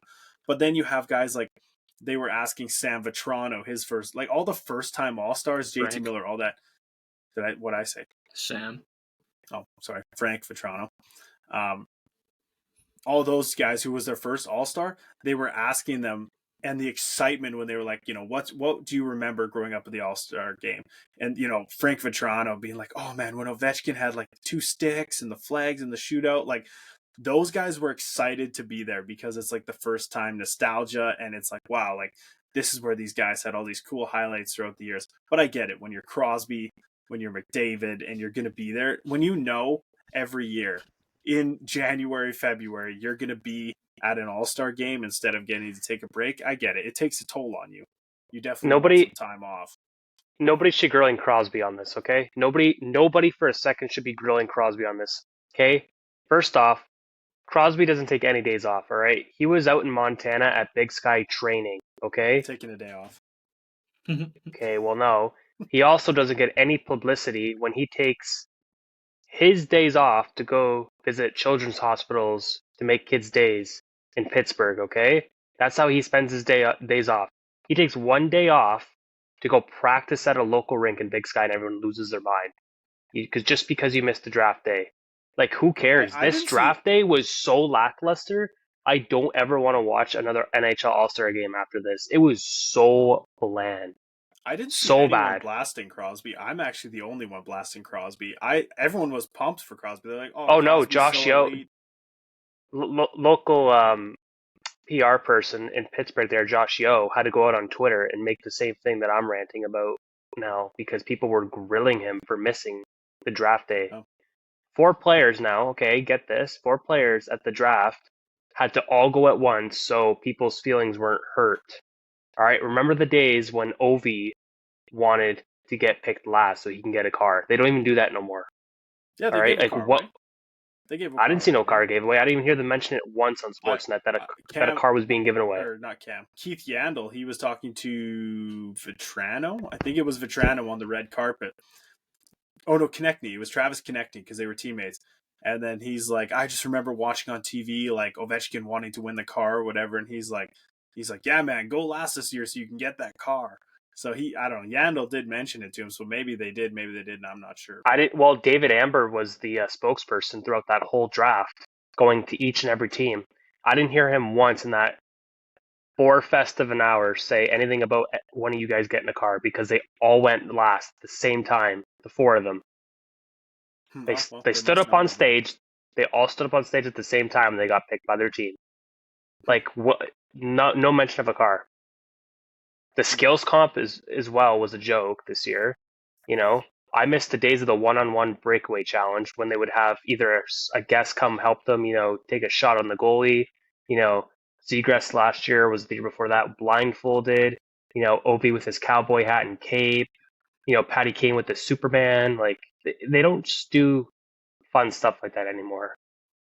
The fans were bored as hell. I thought they were all asleep. I was almost halfway dozing off on my own couch here, watching on TV. Like it was just. One thing is too, though, with McDavid being a player representative setting this up, he was talking to NHL players about what they wanted to do, and I guess the shootout wasn't a thing that they wanted to do. Like they cut whatever they didn't want to do, and they kept whatever they did want to do, and they added extra things on top of it. And then they got rid of, clearly no one liked the gimmicks because there was no off-ice gimmicks like the Tkachuk shooting a puck from the upper stands, the beach stuff, the fountain passing, right? Like none of that there was no outdoor stuff or off-ice stuff. So obviously the players didn't like that. So, I mean, they changed some things. I think that they did the best they could using a player to make it happen. I feel like at the same time, though, if you do this for the fans, it should almost be like a fan vote thing. Yeah, what the fans want to see, right? I agree, 100%.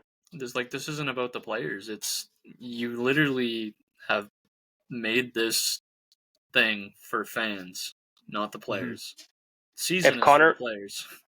If Connor McDavid wanted to feel like a hero and get certain things together, he, as a public celebrity, should have went out there and said, "Hey fans, what would you like us to see?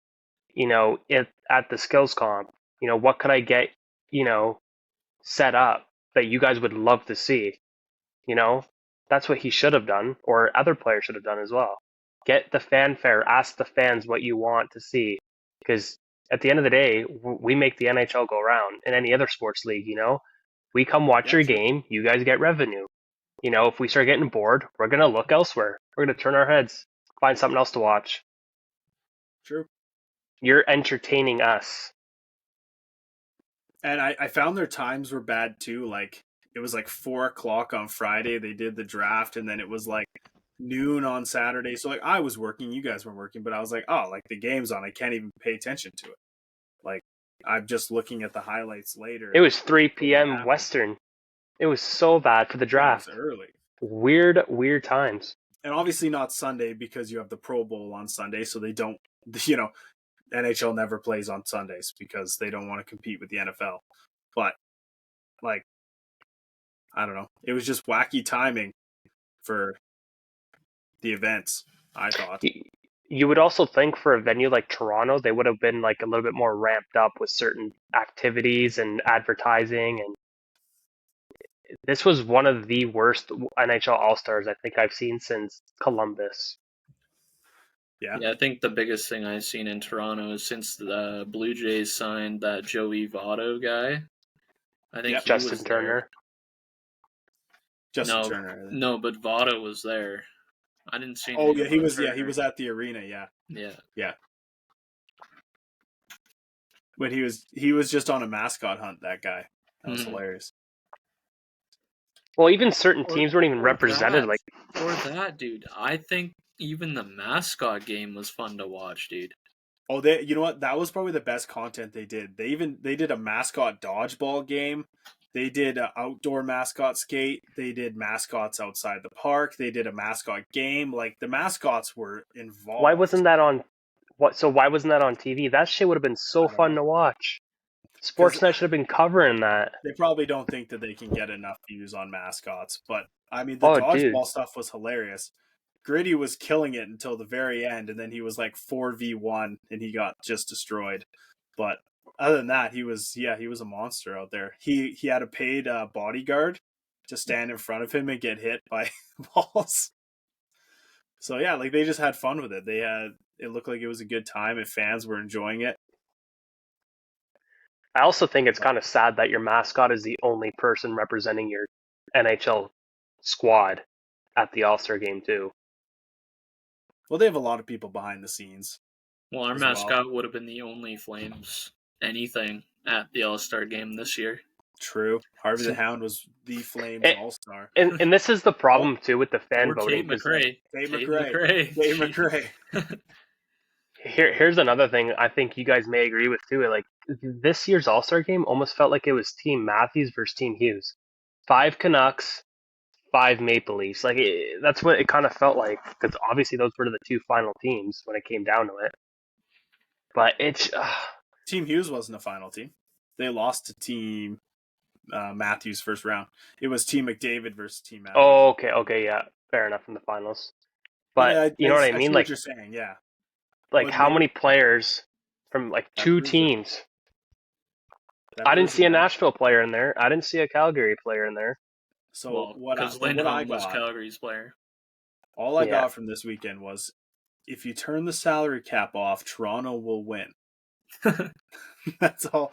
And I loved people roasting them, like, oh, can't wait to see the parade and the banner hung in the rafters for this one. Pasternak made a comment saying, "Oh, good win. Yeah, they need it." Yeah, he's like, yeah, Toronto fans need that win. Yeah, sometimes. That was a good roast. All right, let's jump from our standard All-Star game to international hockey for NHL players. So the NHL and NHLPA officially announced a 4 nations face-off next February in Montreal and Boston. Canada versus Finland, and Sweden versus the United States, or well, the 4 teams. Canada versus Finland versus Sweden versus the United States.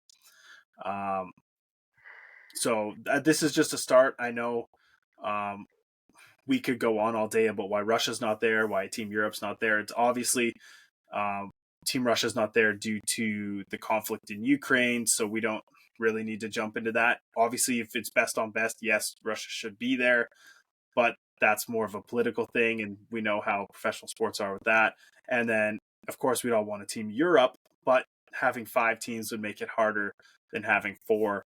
So I think that they just chose the 4 teams for the first time, but I think that they will build it up to their 6 teams, maybe 7, 8 teams again, kind of like they had. I would have argued even 6 minimum. You could have made it work with 6, an even number. Have Slovakia and Czechia there too, because a lot of your bigger name guys in the NHL are from those 2 nations. Yeah, I just think because they're getting snubbed. I feel like you could do, but the thing is, would Team Czechoslovakia, would they agree to be a Team Czechoslovakia? Because their countries aren't.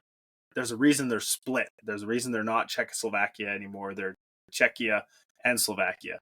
So would you offend their countries by forcing them to become Team Czechoslovakia again by mixing the players rather than just a Team Europe? And then, yes, you could do a Team Europe with Germany, Switzerland, whoever else, right? There's all those smaller countries.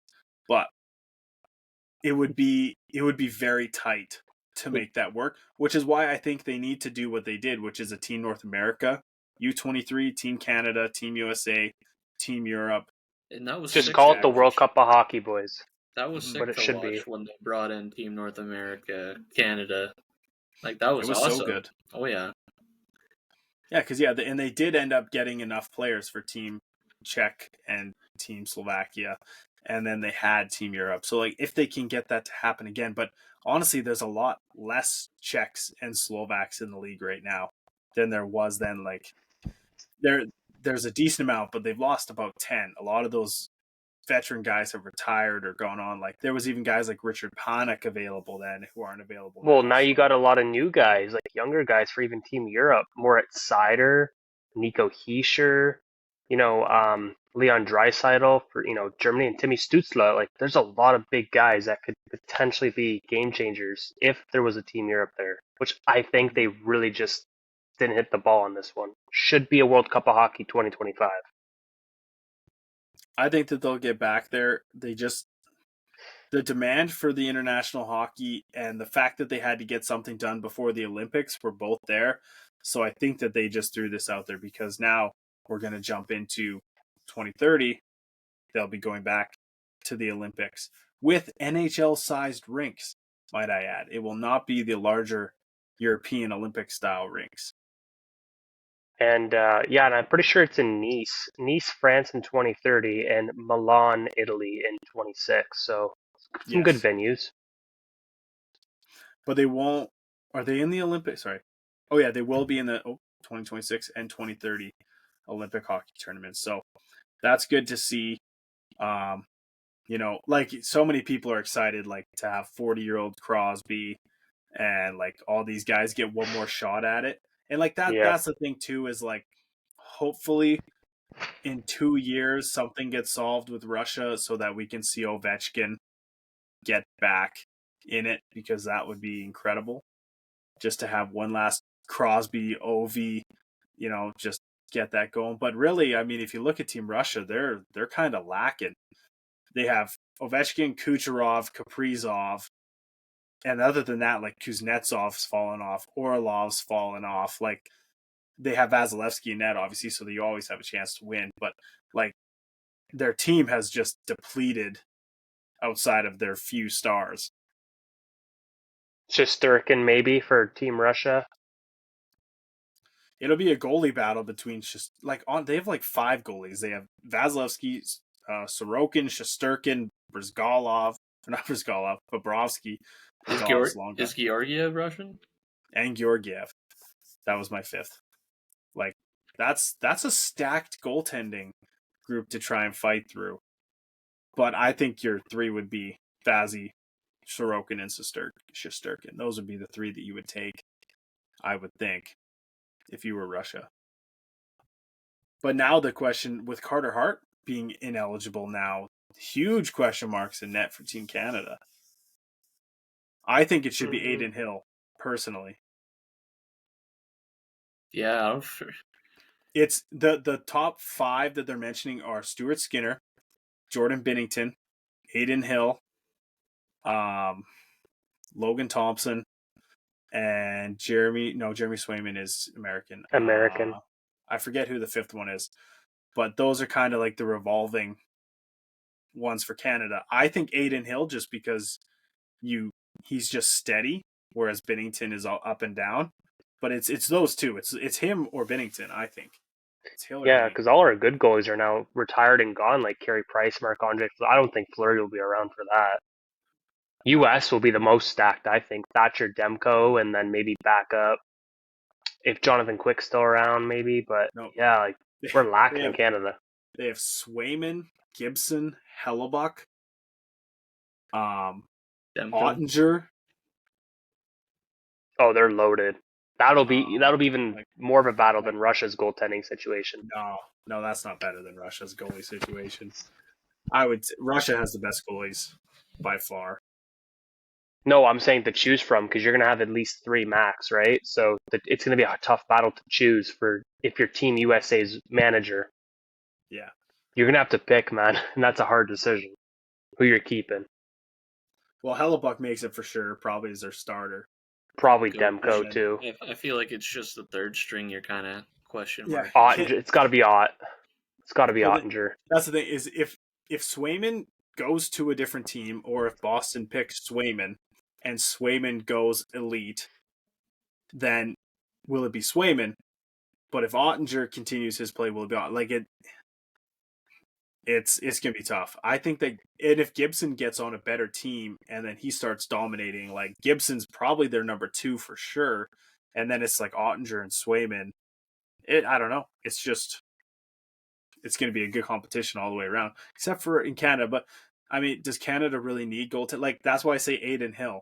Put Adin Hill behind a good Vegas team. He's steady enough to win you the cup. Put Adin Hill. You know what? Canada Even team. arguably, Connor Ingram.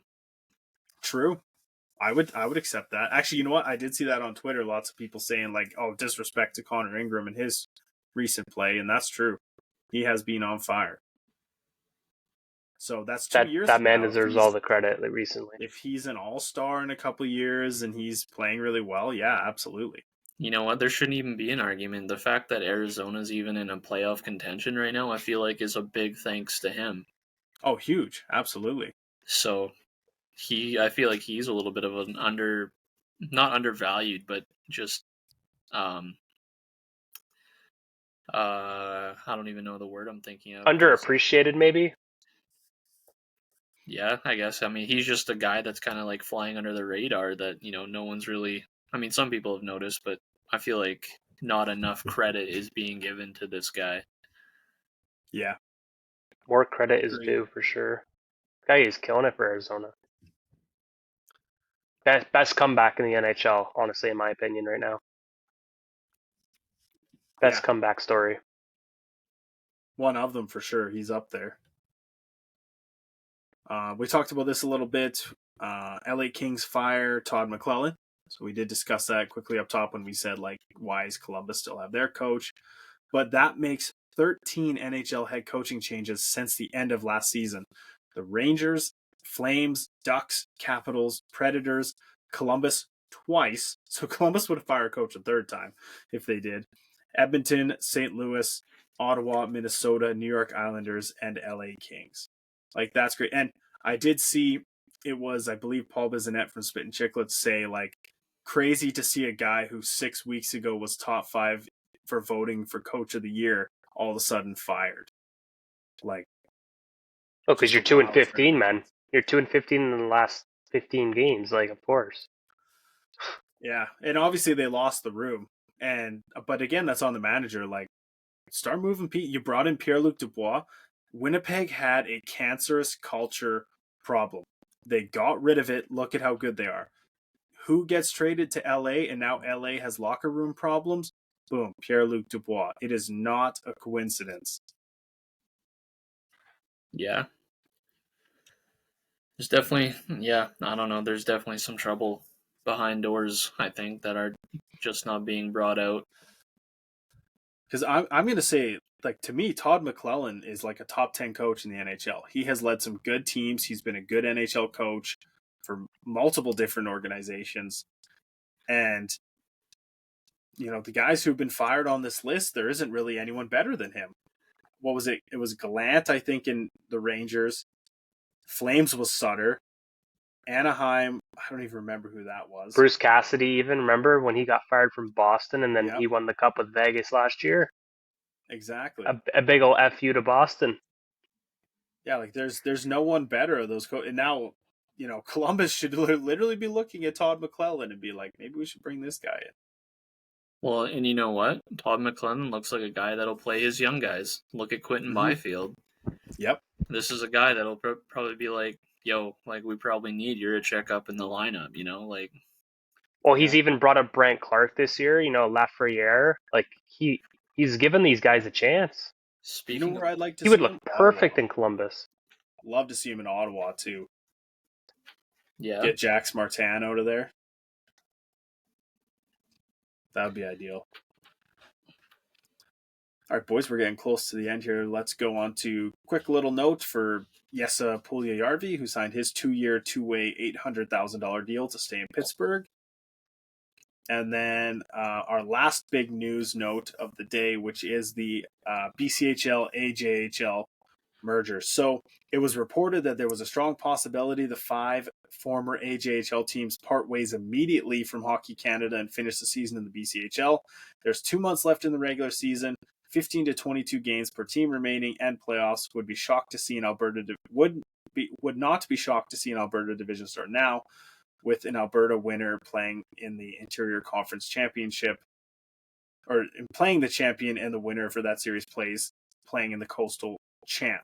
That is what happened. So basically the Alberta division is only going to play themselves the rest of the year.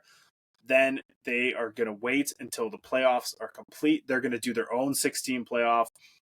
The BC division is going to do a playoff, and the winner of those two divisions are going to face off for the final to win the cup. And they joined effective immediately. So we finally have resolution on that, but we will see what happens legally with the AJHL, if they expect retribution, if they want Financial stipulations, if they're looking to sue these teams, we don't know, but we will see what happens because it's big news that they just left.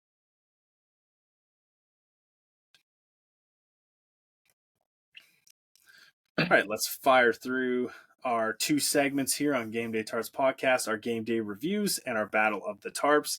Once again, we put all these teams in, we just have a randomizer that chooses the teams for us, and that allows us to pick who we're talking about on a random basis. So, Dallas, you have the Washington Capitals. Dakota, you did get your Calgary Flames, and I got the Anaheim Ducks. So, whoever wants to start can take the lead on the game day reviews. Well, I mean, I'll take the start just because I feel like I've already gone into Calgary a little bit on this segment. So I'm probably just going to end up, repeating myself a little bit. I don't see Calgary being a playoff team this year. Like I said, they're probably going with that retool. They're traded Lindholm, got Kuzmenko. Trying to get him back up on his feet, hopefully getting him back to, the 70-point player that we all seen him be last year. So, and that's another thing. Conroy's not taking a chance on a guy that hasn't proven that he can get there yet. It's not like he went and traded Lindholm for a guy that you're almost, it's almost like a 50-50 thing here where, you could be taking a chance on a guy you have 2 or 3 years that you want to see be that 70 to 80 to 90-point player, is where they got a guy in Kuzmenko who we've already seen him score 79 points. This is a guy that could probably do it again under the right ice time given, the opportunity given, and I think Calgary is going to give him that perfect opportunity. Like I said, he's got that first line. I don't see them being, as competitive for the next couple seasons, but it seems like fans are happy with where Conroy is taking them right now. So, yeah, it'll be interesting to see what Conroy does to this team in the next 2 to 3 years for sure. 2 to 3 weeks even, up to the deadline. See who's all gone, who's still here. They got a big decision on Hanifin. I know they've left it in his court. They're it's really all up to him. But at the same time, though, like, his silence is speaking volumes to this team, and it seems like Conroy doesn't want to fall under the tree living thing where, if he hasn't made a decision, before the deadline, you're gone. Yeah, get something for him. Get 5 assets for Lindholm, who is having a worse year than Hanifin is. You could get 6-7 assets for, you could get 2 firsts and a couple prospects, maybe an NHL roster depth defenseman too. You guys could really get a haul here depending on the way you go. Exactly. So I feel like Conroy isn't playing any games, and it seems like he's showing that so far with the trades that he's been doing. So I hope that he can keep that up. Same. I'm going to keep it short and sweet with Washington. Today it was released that Evgeny Kuznetsov has entered the NHLPA Assistance Program. So, hoping all the best for him. I missed that. Yeah, quite unfortunate. Ovi, my boy, respect the man dearly. He is having one of the worst seasons on record for him. Who are you going to rely on in Washington for the second half of the season here? Who? Tom Wilson? Washington, barely a fringe playoff team right now, can hardly keep it together. I'm hoping that maybe they could pull it together, maybe make a move or two, but I can't really see Washington being very competitive this year, going far at all. And maybe Ovi, if he can get his goal scoring back again, he could at least pass Gretzky in the next 3 seasons. But at this rate, it might take him 4 or 5 if he's still around. It's unfortunate. Hopefully he can get his scoring touch back. Yeah, the Metro is crazy, man. I mean, they're only 9 points ahead of Columbus, right? Columbus is 8th in the division. They're 7th. But they're only 5 points back a third in the division and the Flyers. It's cracked. they're tied with 6th place New Jersey, tied with 5th place Pittsburgh, 3 points back at 4th place New York Islanders, and 5 points back at Philly. Like, it only takes 3 hot games for them to all of a sudden be in third and other teams to have a little bit of a cold stretch. Like, it's just such a confusing time, and the league has just been so parity. Yes, you have your 5 teams that absolutely suck, but you even go, like, just in the East in general, like if you go to the wild card, again, I know I bring this up like every time, you look at 48 points, Montreal, 8th in the wild card race, to 1st in the wild card race, Montreal or Toronto, that's 58. There's a 10-point gap. That's it. That's not that much when you're talking about the playoff race down the stretch. Tampa's only 1 point ahead of them, and Philadelphia was below them with 56 points. So it's open season in the Eastern Conference, I swear. it is. There is a complete chance Tampa, Philadelphia, Carolina, Toronto, and Detroit all miss the playoffs. There's a chance because of their own where they're at in the standings. Like, that's how quickly this could flip. There's a chance Buffalo still makes it. It's slim, but it's there. So yeah, I don't know. It's just the East is so hard to tell. And what if Ovi does all of a sudden finish the year with 35 goals because he just goes on a bit? That'd be awesome. Right on. If he gets up to a 35 goal pace, this team is right on the edge of the playoffs. No doubt about it. I mean, they got a solid goalie in Darcy Kemper. Love Darcy Kemper. So I mean, they're not doing too bad. It's just, it sucks to see that they're kind of falling into this pit. But like you said, they're still in it because the Metro is fucking wide open. Yep. All right, I'll go on the Ducks. I mean, they're pretty much standard as can be for them. Know that they're in a rebuild. Traded Drysdale for Gauthier. Probably Adam Henrique is next. Maybe Gibson. Maybe Cam Fowler. We don't know. Maybe Frank Vetrano. Zegras on Arizona's radar. Zegras, he could be moved. I just think, they have 38 points. They're 5 points ahead of the Sharks, 8 points ahead of the Blackhawks, and 9 behind the Wild. So they're pretty much out of it where they're at. There's no real hope for them coming back this year. And I think that, they just need to continue their rebuild. I think they're doing a good job in that. I still don't know about Drysdale for Gauthier, but, he has to at least play some NHL experience before you could judge that trade. There's a lot of good defensive prospects like Olin Zellweger, who made his NHL debut. So good for him. And I think we'll just keep watching them do their rebuild. And I think it's good to see. Full rebuild is the way to go for them, and they're going hard.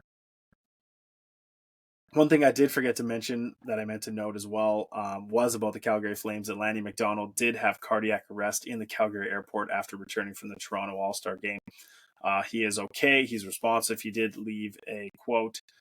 So just happy to hear about Lanny being in recovery and going to be all right after that. So I just wanted to throw that in there. But let's jump into our final topic of the day, our segment, Battle of the Tarps. We have alternate jersey from the Liga in Finland, Ilves, versus the home jersey from the Manitoba Junior Hockey League, Swan Valley. So we can discuss these two right now. And do you remember them, Dally? Yep. Two? Okay, perfect. Whoever wants to start, go for it. Do some debating here. And then, I will note, sorry, for Ilves, the alternate jersey is their Champions Hockey League set. I picked. They had a couple different ones, but I thought this one was their nicest. So when they, just like in soccer, they do the Champions League, this is the Champions League of hockey. Multiple of the leagues come together and do a battle for a cup. So that's what this jersey is from. Sorry. Go ahead, Dakota. Well, I'm just going to come out and say which one I like the most, and that would be the Liga one, personally, is going to be my favorite. I love the almost like the digitalized, pixelated honeycomb, fading. I called it. Yeah, like the honeycomb pixelated thing that they got going on the bottom. Mm-hmm. That looks sick. I love the bright yellow and green and black. Like, it works so well with this jersey. I don't know what that is on their logo, but I think it's a Lynx. It's ugly as can be. It honestly looks like the owner asked his kid to draw up a logo, and that was the end product. But other than that, like, it's a sick uniform as to where I feel like, against the MJHL, it's not really doing any justice. It honestly looks like the Denver Broncos logo. And I thought it was the Washington Capitals black, blue, and gold color scheme. That's what I thought it was. But yeah, with a different logo, just a little bit. Yeah, that was my thought. Yeah, to me that just looks like a Broncos uniform, but black. Yeah. So yeah, my vote's going to be for Liga, given that is kind of like a little bit of a disadvantage I feel between these two teams. But yeah, I got to give it to Liga. Or sorry, Ilves in Liga. You're right though. Yeah, for me it's pretty simple too. I mean, to see that honeycomb on the sleeves and on the bottom of the jerseys, like knowing that this was a Champions League jersey for them, like they went all out on a fancy design, which is awesome to see. It means that there's less logos because there's less sponsorship, but I love it. I think it's fantastic. I think that just everything they did, they hit on the head. I love the separation. So like on the bottom, the black, the green, then the yellow, and then the green again. And that the honeycomb continues on the second layer of green. Like, I just think that's awesome. That same marking is on the sleeve. I really wish though, the one thing that they did was that they put the honeycomb in the neck, where it's green on the neck. That would have been really cool if they added it at the top too. But other than that, I mean, yes, ugliest logo probably ever, because there's so many better Lynx ideas out there, or Bobcat, whatever it is. And they just continue to choose this ugly thing that looks like it's kind of on crack, but it is what it is. But yeah, I mean, I like the fact that the Swan Valley Broncos, their team name is the Broncos as well, that they kind of use that Washington Capitals color scheme. I thought I hated that Capitals color scheme, and then when you like see them wear the jersey again, you're like, oh, I like that. So I actually do like this color scheme. Does it work with a horse though? Not really. I don't think so. But other than that, the colors are nice. They did a decent job keeping it plain and simple. The logo, yeah, Denver Broncos logo. I mean, it looks professional at least. And yeah, they did a great job, but there is a clear winner in my mind, which is Ilves. Yeah, I'm just gonna go ahead and load the bases on this one. 3-0. Straight flush. Love the honeycomb design. The colors look pretty good on the Eels one. Like Dakota said, the cartoon or the cartoonish logo. It's not that bad though. I mean, it still sells it in comparison with the MJHL Swan Valley jersey. I mean, I like it all around. It's not too noisy with the advertisements. The colors aren't too bad together. So, yeah, clear cut winner for me as well, boys. And then we had our semifinal from last time, and the winner of that was the Merritt Centennials, I believe. I'm just looking at that on the last episode. And then, yeah, so this team will go on to battle against the Red Bull Salzburg, who we voted, or that will be, versus Ottawa. This team, whoever wins this Battle of the Tarps, is going to go on to the next one. And then our semifinal for January number 1 was Merritt versus Winnipeg. And then we will have the second semifinal in the next episode. So as far as I know, that's everything for episode 22 of Gameday Tarps podcast. As always, everyone have a great night, and thanks for listening. Listen anywhere that you get your podcasts, on YouTube, and catch us on all social medias. So again, have a great night.